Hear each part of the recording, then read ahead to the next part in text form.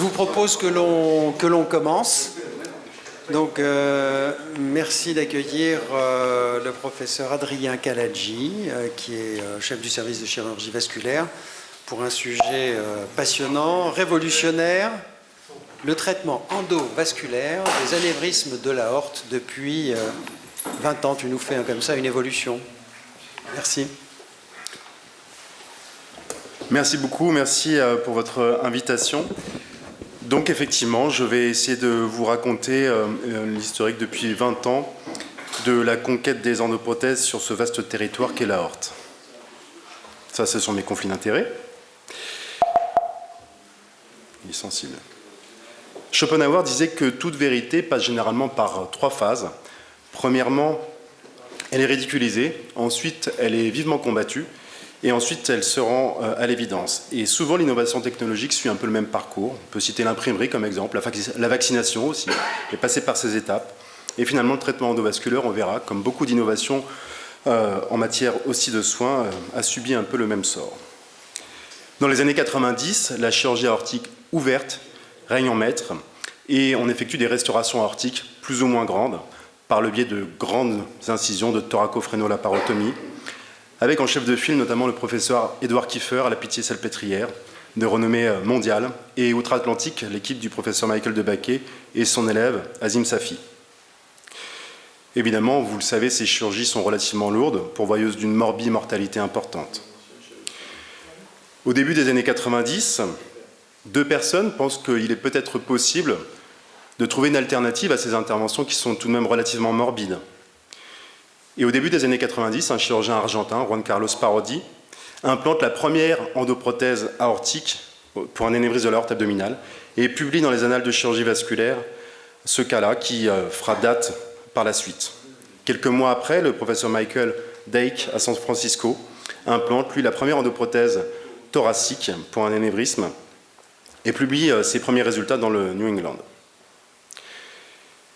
À l'époque, ces traitements-là pouvaient encore être considérés peut-être comme ridicules, ou en tout cas certains pensaient que ça allait retomber comme un soufflet.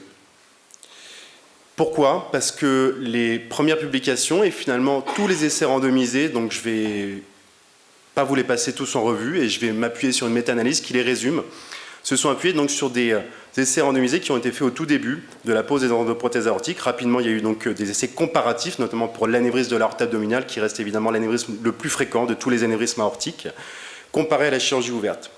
Et on reste sur des résultats qui effectivement étaient la finalité des endoprothèses. La mortalité post-opératoire est moins importante quand on pose une endoprothèse qu'en chirurgie ouverte.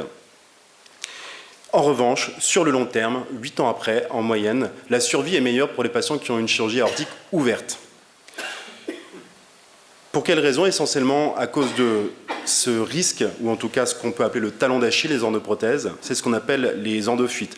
Par essence même, dans l'endoprothèse, l'anévrisme est laissé en place et il est donc exclu de par la qualité de la position de l'endoprothèse sur la paroi aortique saine. Et donc, à l'occasion d'une mauvaise apposition, ou pour d'autres raisons que je ne détaillerai pas, l'anévrisme peut se reperméabiliser et donc recroître par la suite. Donc, pour certains, c'était dangereux d'avoir une endoprothèse. Et on n'était pas réellement guéri de son anévrisme de l'aorte abdominale. Évidemment, ceux qui défendent l'endoprothèse se sont attachés à analyser ces risques de complications et en tout cas pourquoi en fait on avait ces endofuites.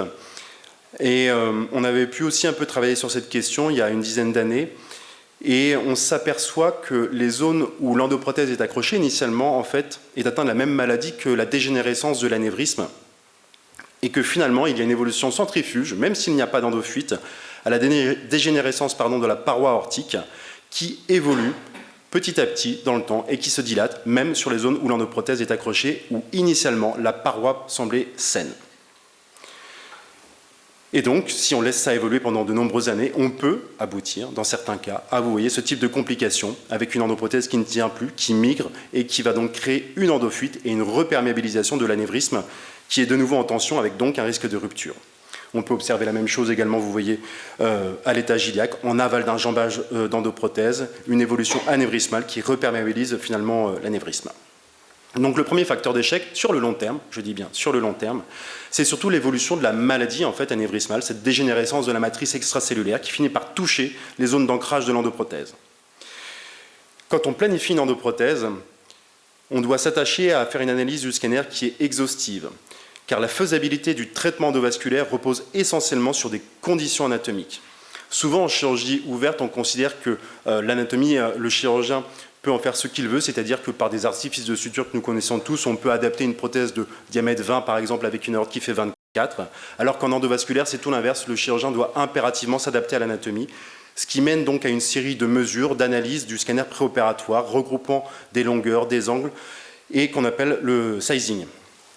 Et en fait, au début des années 2000, les chirurgiens, quand ils voient un patient pour un anévrisme de l'aorte et qu'ils analysent le scanner, ils ont les tout premiers logiciels de visualisation des scanners. Ce n'est plus le négatoscope qui permet de lire le scanner. Et on a ce qu'on appelle ces viewers avec une vue axiale du scanner, dans lequel on peut effectuer quelques mesures de diamètre et par interpolation en déduire certaines longueurs en voyant l'épaisseur de coupe, le nombre de coupes entre deux espaces. Donc c'est relativement imprécis finalement. Et en plus, lors de l'implantation de l'endoprothèse, quand on va au bloc opératoire, on a du matériel avec des amplificateurs de brillance qui ne permettent pas d'avoir une visualisation excellente des structures vasculaires et donc la précision de pose de l'endoprothèse est discutable. Et donc sur le long terme, on s'est également aperçu que ce qui jouait beaucoup dans les mauvais parfois résultats de l'endovasculaire, c'était surtout les mauvais choix qui étaient faits au départ, par défaut en tout cas de planification et par des outils qui ne permettaient pas d'avoir justement une fiabilité dans la mesure et dans le choix du dispositif le plus approprié au patient. Alors on a vu que le territoire aortique a commencé par l'aorte abdominale puis l'aorte thoracique. Et finalement, pour répondre à ces problématiques d'ancrage de la prothèse, il fallait arriver sur une zone plus compliquée, qui est la jonction thoraco-abdominale, qui comporte ses collatérales à destinée urinaire et viscérale. Donc dans les années 2010 sont apparues ce qu'on appelle les endoprothèses complexes ou endoprothèses sur mesure. Ce sont donc des endoprothèses qui vont venir s'attacher dans cette zone où naissent des collatérales aortiques. Donc on va devoir concevoir des ouvertures ou des fenêtres, ce qu'on appelle des fenêtres, en regard des ostia des artères cibles, des artères qui doivent être perfusées. Et on va généralement devoir mettre un stent qui va faire un pont étanche entre la fenêtre ou la branche et l'artère à cathétériser. L'implantation, c'est un cathéter comme une endoprothèse standard, par voie fémorale, on déploie l'endoprothèse, et donc évidemment le positionnement des ouvertures doit être extrêmement précis, puisqu'après, à travers ces ouvertures, on vient cathétériser les artères pour y placer ensuite ces fameux stents, donc ces ponts étanches entre la fenêtre et l'endoprothèse, de manière à ce que le flux aille directement dans l'artère cible sans s'insinuer entre la paroi aortique et l'endoprothèse.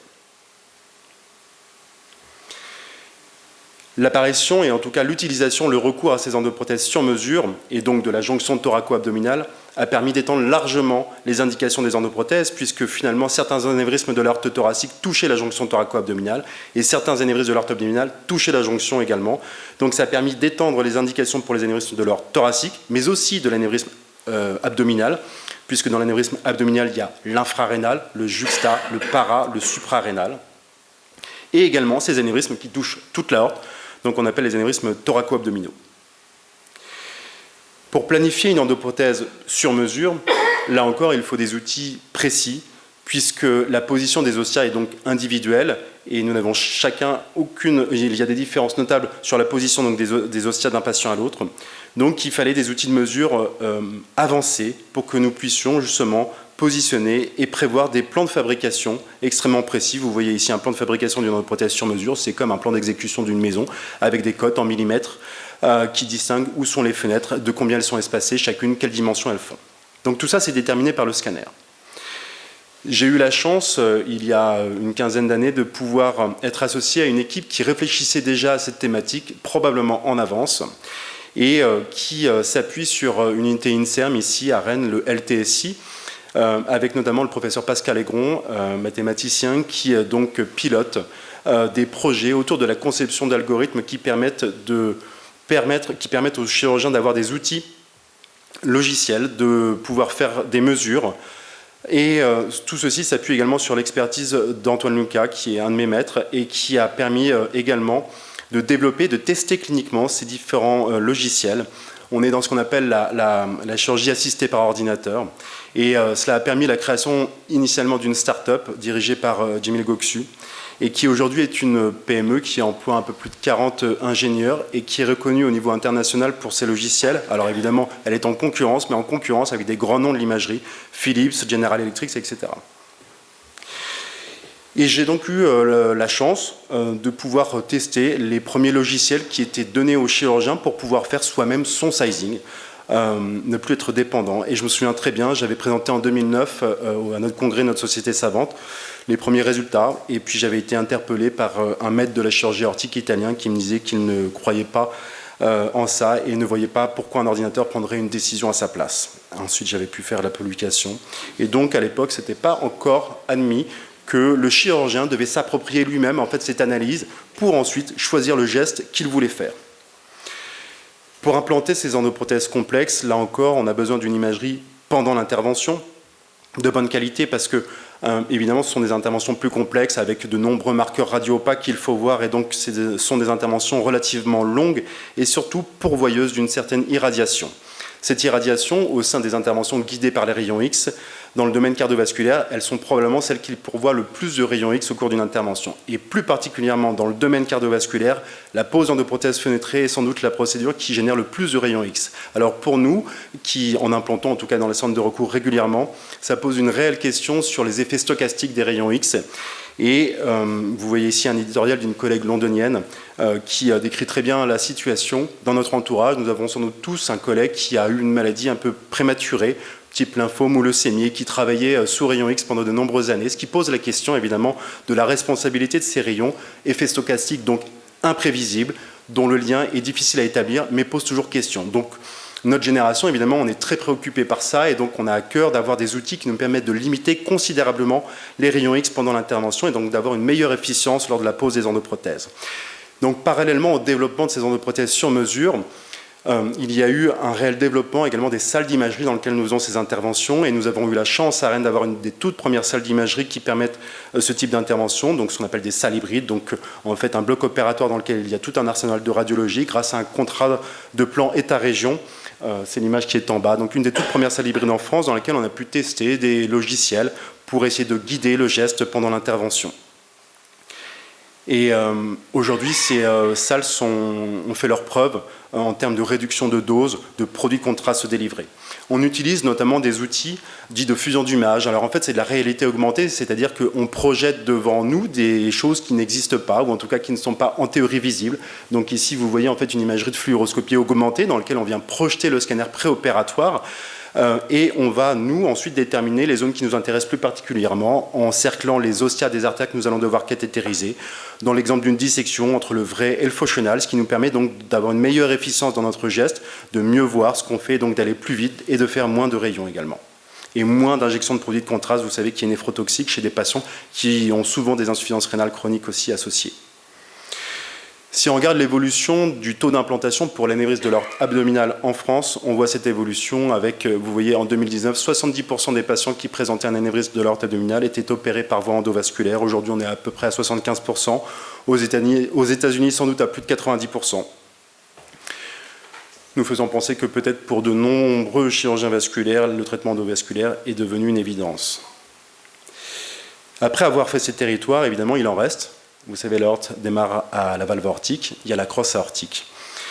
Au niveau de la crosse aortique, j'ai eu la chance, pendant mon interchute, d'aller à Lille, à l'époque où un des pionniers de ces endoprothèses complexes, qui est le professeur Stéphane Long, qui exerce maintenant à l'hôpital Marinal-Long, a implanté les premières endoprothèses de la crosse aortique pour des malades récusés à la chirurgie ouverte. Et je précise bien que dans cette localisation, il s'agit encore de traitements réservés à des patients qui sont contre-indiqués à la chirurgie ouverte, contrairement à l'anévrisme de l'aorte abdominale. Et donc j'ai pu avoir la chance de voir les toutes premières endoprothèses de crosse, donc avec des branches, là encore, qui viennent perfuser les troncs supraortiques. Tout ça, évidemment, dans un environnement d'imagerie péropératoire de qualité. En combinant ces techniques, crosse, aorte thoracique, abdominale, on peut être amené à réaliser des traitements quasiment pan-aortiques de toute l'aorte. Ici, je vous présente le premier patient à qui nous avons fait une exclusion complète de l'aorte à Rennes il y a 2 ans. C'est un patient de 39 ans, atteint d'une maladie de Marfan, qui en 2007 avait fait une dissection aortique de type A opérée en urgence par un remplacement de l'aorte ascendante. En 2019, il avait une dégénérescence de sa valve qui fuyait. L'intervention réalisée par mes collègues de chirurgie cardiaque fut extrêmement difficile, avec un remplacement de la valve aortique chez un malade qui avait un pectum excavatum, de nombreuses adhérences à l'ouverture. Ce patient avait donc une dissection avec une aorte thoraco-abdominale qui a continué d'évoluer, avec une porte d'entrée dans la crosse aortique qui a encore alimenté le foie chenal. Et en théorie, il aurait fallu lui faire un remplacement conventionnel de la crosse aortique, mais devant les difficultés attendues d'une chirurgie tridux, on a cherché à lui proposer une alternative endovasculaire. Donc ça, c'est son aorte en 3 dimensions, avec, vous voyez, une forme de ce qu'on appelle d'arche gothique, qui ne se présente pas très bien pour une endoprothèse qui démarrerait derrière les troncs supraortiques. Donc on lui a fait la première endoprothèse branchée de la crosse aortique, avec 2 branches pour le TABC et la carotide commune. La sous-clavière gauche est réimplantée par voie chirurgicale dans la carotide commune. On fait toujours maintenant ces interventions, quand elles sont faites pour toute l'aorte, en plusieurs temps. Ça limite considérablement non seulement la durée opératoire, mais également les risques ischémiques et emboliques lors de l'intervention.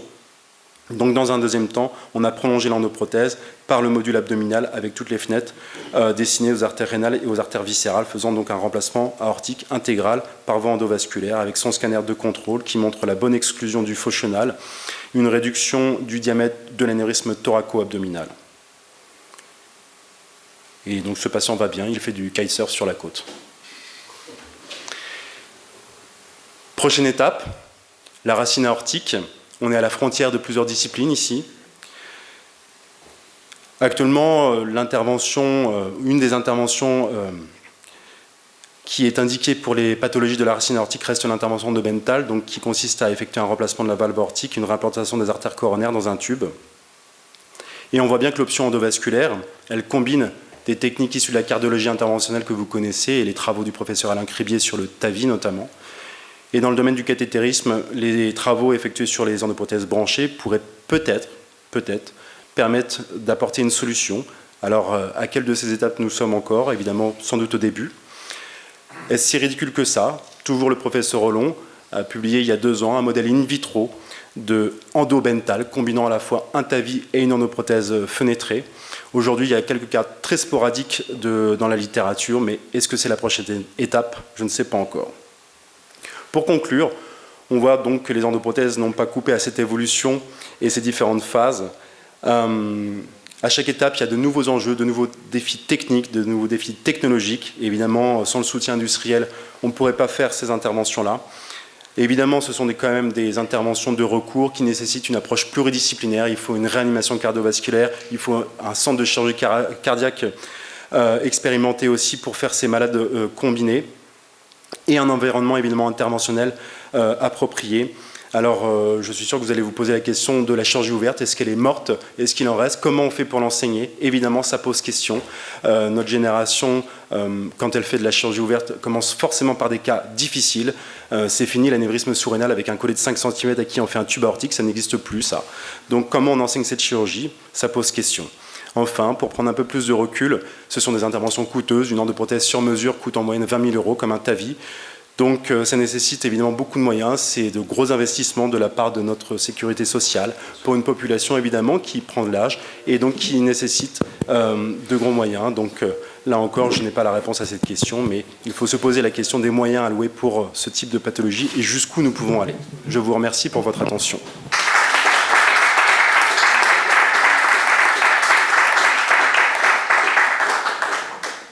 Bravo, merci. C'est remarquable, très spectaculaire. Bien évidemment, alors moi je vais parler en béotien, on est un petit peu loin de mes bases. La question de l'imagerie, elle a plusieurs aspects. Alors on va peut-être passer assez vite là-dessus. Parce que vous parliez d'une maladie de la paroi qui pouvait évoluer, est-ce qu'on peut espérer que de meilleures imageries préopératoires pourraient permettre de prévoir, je ne sais pas si ça changerait beaucoup sur les décisions ultérieures, mais est-ce que vous imaginez de progresser sur l'analyse par imagerie de l'état de la paroi potentiellement dans la zone malade et dans la zone qui pourrait potentiellement le devenir? Et vous avez parfaitement raison. Alors, on n'aura pas une analyse histologique de la paroi, parce qu'il faudrait une biopsie, donc c'est impossible. Mais en revanche, il y a des critères anatomiques qui permettent de laisser présager que cette paroi qui pourrait être saine, sur laquelle on peut se dire on peut venir accrocher l'endoprothèse, va évoluer. On a des outils qui mêlent de l'algorithme, de l'intelligence artificielle, qui permet de modéliser également le cycle cardiaque, la fatigabilité de la prothèse, l'état de l'ancrage, le shear stress sur la paroi et donc son évolution ultérieure. Donc ça mène également à des techniques de simulation numérique en fait, qui nous permettent de mieux anticiper comment cette paroi va se comporter, ce qui est donc une réponse indirecte à la question. Non, tout à fait direct. Est-ce qu'on peut imaginer de colliger les centaines, voire les milliers d'images qu'on doit avoir depuis les années 2005, connaissant l'évolution des patients? Et donc peut-être, parce que vous parliez d'intelligence artificielle générative, ça peut être l'objet donc effectivement d'un diagnostic plus. Alors les techniques d'imagerie évoluant, ça sera peut-être difficile à transposer aux techniques d'aujourd'hui. Enfin, il y a de la place pour ce type d'analyse. Alors tout à fait, parce que les données du scanner, en fait, on peut les compiler, faire du deep learning avec, et en fait, comme on a les résultats des patients qu'on a opérés, on arrive à en déduire quels sont les critères anatomiques. En fait, les critères anatomiques dont nous disposons pour nous dire on peut ou pas faire une endoprothèse ne sont pas assez précis, et on développe d'autres outils qui simulent le contact de l'endoprothèse sur la paroi, quelle quantité de contact on peut avoir, est-ce que c'est prédictif d'une fuite, etc. Alors ça mène une autre question, je ne voudrais pas monopoliser la parole. Vous avez... Oui, Michaud. Oui. La chirurgie de l'avenir, c'est indiscutable. Je pense que bon, vous avez entre vos mains l'avenir de la chirurgie vasculaire. Maintenant, ce qui concerne le passé, je trouve que c'est difficile de ne pas parler d'anévrisme sans rendre hommage à Charles Dubost, qui a été le premier à faire la cure d'un anévrisme, et puis à deux écoles françaises dont la bienveillance entre elles a favorisé la chirurgie vasculaire, qui sont celles de Jean Nathalie, qui était le patron d'Édouard Kiefer, que vous avez vu, et de Cormier, qui vraiment ont été à l'origine de tous ces développements dont vous êtes le digne successeur. Tout à fait. Alors comme je m'arrêtais sur une période de 20 ans dans le passé, je ne suis pas remonté jusqu'à là, mais vous avez parfaitement raison. Albert-Claude Benamou. Je viens prendre le micro. Oui, en tant qu'ancien élève de Jean Nathalie et d'Édouard Kiefer, je voulais te féliciter d'avoir montré sa photo là, au début de ton exposé et illustre à quel point Édouard Kiefer a été anticipateur, alors qu'on le considérait comme un chirurgien assez classique, plutôt ou chirurgie ouverte, etc. En fait, il a été parmi les premiers à associer un Bentall à une endoprothèse de la crosse aortique avec des branches, etc. Donc l'idée était là. Et moi, je crois que tu illustres bien l'évolution vers cette médecine personnalisée dont on parle, où la chirurgie 4.0 s'adapte en fait à chacun de nos patients. Et là, c'est une illustration à la fois de tout ce qui vient de l'IA,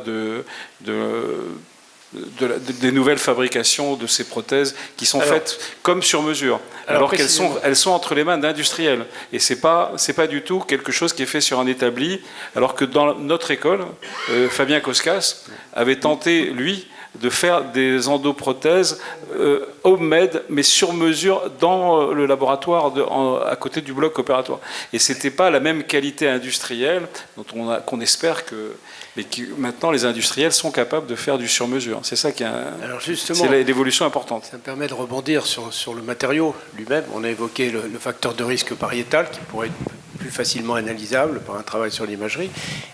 C'est une relation entre l'état de la paroi et le type de matériau utilisé. Est-ce qu'il y a des éléments de recherche qui nous permettent de penser qu'on pourrait éviter le développement de cette maladie par des matériaux différents ou de meilleure qualité ? Pas directement. En tout cas, on voit que le matériau est tout de même faillible, dans le sens où ces endoprothèses avec du tissu, en fait, dans le temps, elles peuvent se déchirer, créer des fuites également. Donc, pour répondre précisément à votre question, non, on n'a pas forcément encore d'éléments. On connaît la fatigabilité des matériaux, on sait que ça peut dégénérer dans le temps et créer surtout des endofuites. Donc il y a une marge de progression. Il y a encore des marges de progression. Oui. Oui. Monsieur Loisance. Oui, je crois qu'il faut féliciter Adrien pour une excellente présentation. Et à côté de tout ce que tu as montré, il y a une philosophie qui est très particulière. C'est-à-dire que la mise au point que vous avez faite de la chirurgie endovasculaire, vous l'avez faite en collaboration avec les spécialistes de l'imagerie. Et ça, c'est très innovant. C'est probablement l'innovation la plus importante. dans la majeure partie des centres de chirurgie vasculaire, on a opposé la chirurgie ouverte, la chirurgie endo.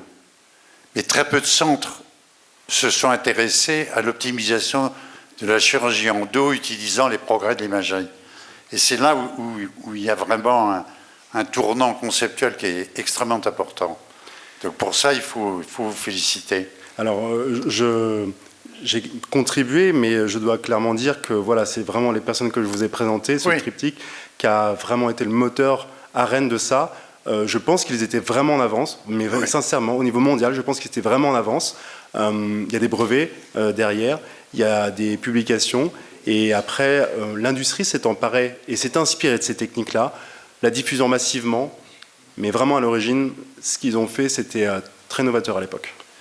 La deuxième remarque que je voulais faire, c'est bien montrer qu'il y a une compétition industrielle colossale dans ce domaine. Moi, j'étais à l'origine de la création d'une société suisse qui était Medivent et Wallstent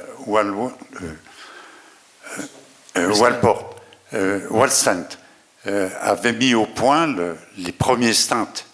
D'ailleurs, les stents, ça s'appelle Wallstent, le stent du mur, l'échafaudage. Et c'est pour ça qu'on parle de stent. Alors, à cette époque-là, les très gros, et c'était J&J, c'était Cook, qui venait de naître, sont tombés sur cette affaire et ont mis des moyens absolument considérables. Ce sont des milliards de dollars qui ont été mis au point.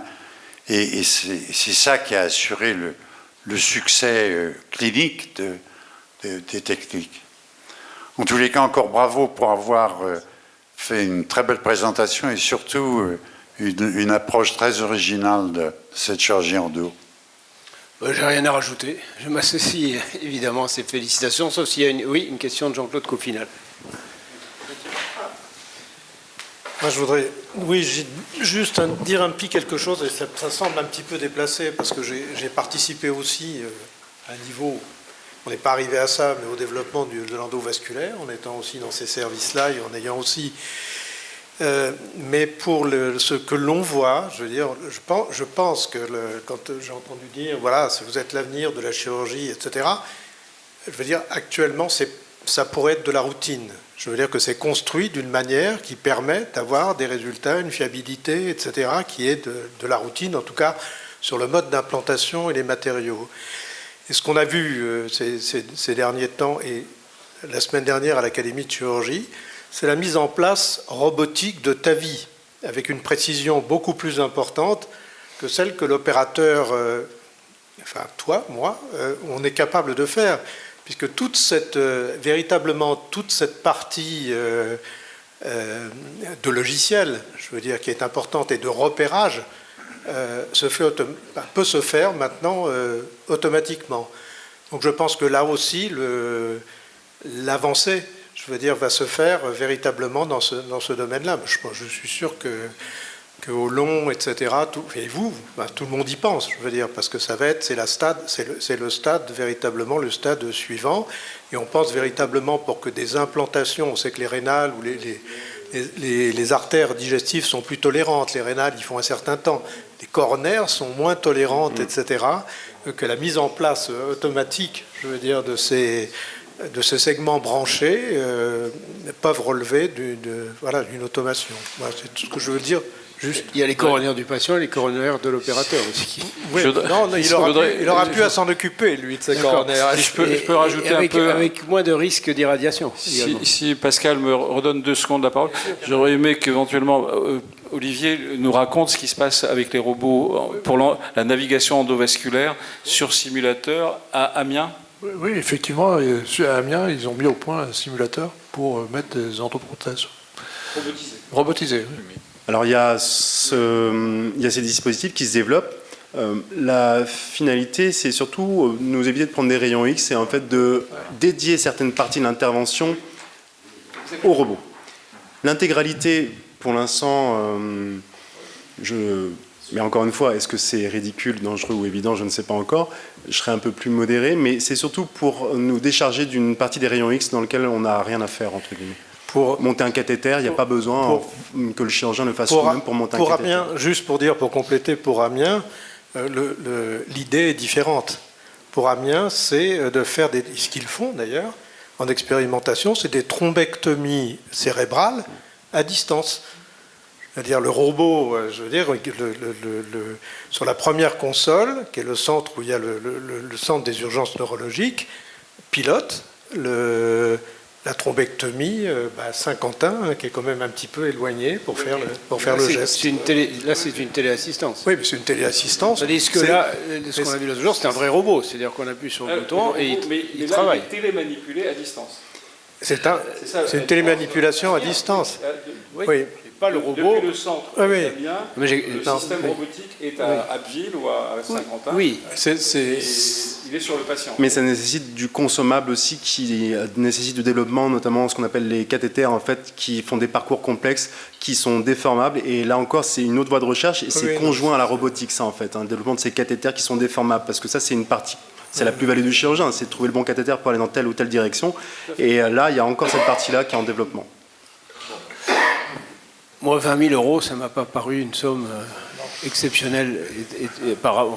Non, mais bien sûr, par rapport à certaines chimiothérapies, sans doute qu'on est ridicule. D'une part, et d'autre part, la journée par rapport aux réanimation. durées d'hospitalisation, du temps tout à fait. où c'était fait de façon traditionnelle, voilà. Je pense que d'un point de vue médico-économique, ça a dû être justifié et calculé depuis longtemps. Bien, super. Merci, bravo.